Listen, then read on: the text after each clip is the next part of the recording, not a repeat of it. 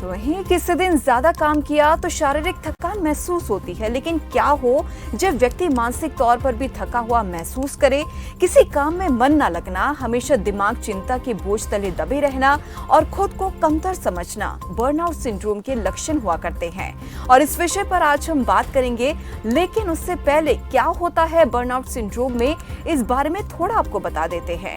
चाहे जॉब कर रहे हो या फिर घर संभाल रहे हो, एक जैसा रूटीन जब परेशान करने लगे और खुद की जिंदगी उबाऊ लगने लगे तो आगे चलकर वो बर्नआउट सिंड्रोम का रूप ले लेता है।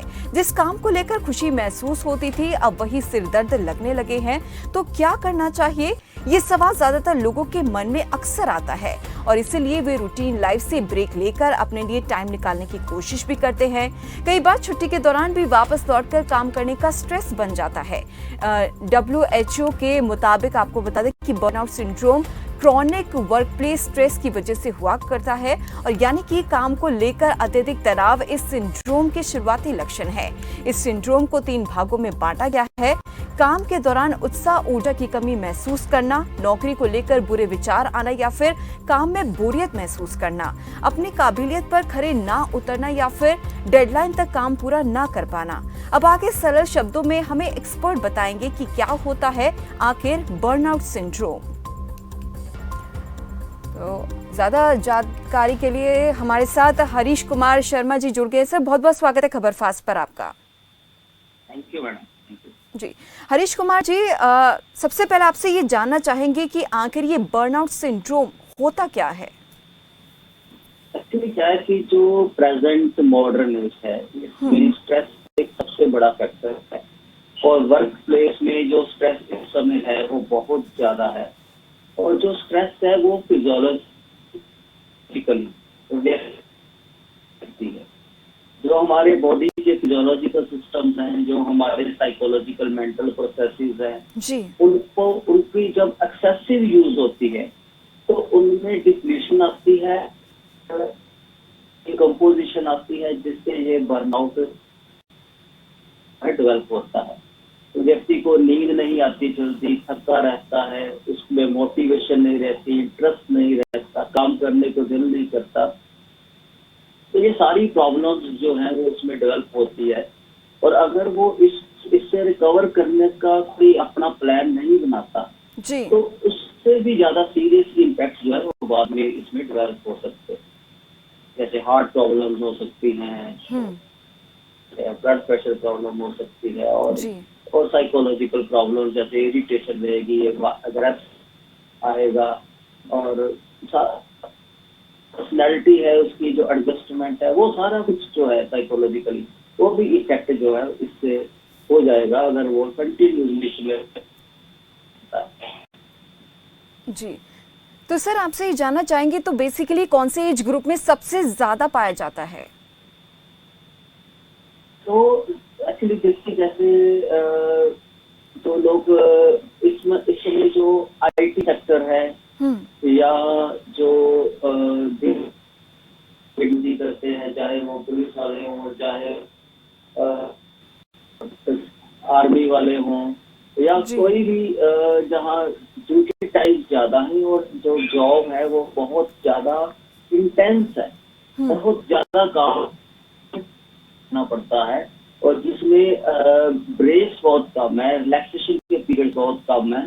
तो उससे वो कंटिन्यूस वर्क प्लेस में तो कंटिन्यूस काम करने के कारण और हैवी वर्कलोड होने के कारण तो ये सारे जो प्रॉब्लम्स है स्ट्रेस की डेवलप हो रही है। और आजकल लगभग जितने भी काम है उनमें ये प्रॉब्लम है कि कंटिन्यू कभी भी फ्री नहीं होती।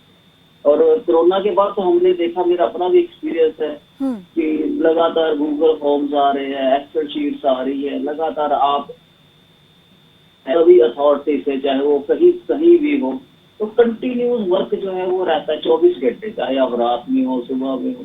तो ये सारा जो है इस समय स्ट्रेस जो है वर्क प्लेस से बहुत ज्यादा है। तो सर इससे प्रिकॉशंस क्या क्या ले सकते हैं ताकि बर्नआउट सिंड्रोम जैसी बीमारी हमें अपनी चपेट में ना ले सके। देखिए, एक तो सबसे ये है कि स्ट्रेस को रिड्यूस जी, और दूसरा जो है स्ट्रेस तो एक जगह बर्नआउट जो है वो स्ट्रेस का इफेक्ट है। और कवर करने के लिए कि आप रिलैक्स होना सीखें। जितना भी टाइम, जितनी भी मोमेंट आप जो है आपको मिलती है, उसमें आप कोशिश करें कि आप कैसे रिलैक्स कर सकते हैं। जैसे बहुत सारी योगा की एक्सरसाइज है, जैसे मॉर्निंग वॉक है, जो भी आपको कंफर्टेबल और कन्वीनियंट लगे, जिससे आप रिलैक्स करें। क्योंकि इससे क्या है कि स्ट्रेस में बॉडी में कैटेकोलामाइन एक हार्मोन रहता है, वो ब्लड पे, हार्ट पे, हमारे शरीर सिस्टम कंटिन्यू डालते रहता है। तो अगर आप रिलैक्स नहीं होंगे तो ये कैटेकोला बाहर नहीं निकलेगा, जिसके कारण कंटिन्यूसली जो बर्नआउट है उससे आप नहीं निकले। तो सबसे बढ़िया रिलैक्स का ट्रेनिंग लेना। हर व्यक्ति का अपना अपना तरीका है जी। बहुत से तरीके तो आप लर्न कर सकते हैं योगा से, एक्सरसाइज से, लेकिन कुछ लोग अपने डेवलप भी कर सकते हैं जहाँ वो ज्यादा रिलैक्स करे। जैसे कोई किचन में काम करने में ज्यादा रिलैक्स फील करता है, कोई पेंटिंग बनाने में ज्यादा रिलैक्स करता है, कोई म्यूजिक सुनने में ज्यादा रिलैक्स करता है। जिससे भी जिसको भी रिलैक्सेशन मिलती है, that person should try to have that relaxation, क्योंकि उससे जो बॉडी है वो रिकवर करती है। और दूसरा है कि इनसे बचे, जैसे अननेसेसरी पढ़ना, उससे क्या है कि आपकी स्ट्रेस बढ़े। अननेसेसरी नॉइस में रहना, नॉइस भी एक स्ट्रेस है, वो भी आपको परेशान करती है। और भी अच्छा तरीका अगर आप अडॉप्ट कर सकते हैं जी, तो किसी ऐसे काम में अपने को बिजी करें जो आपको रिलैक्स करता है।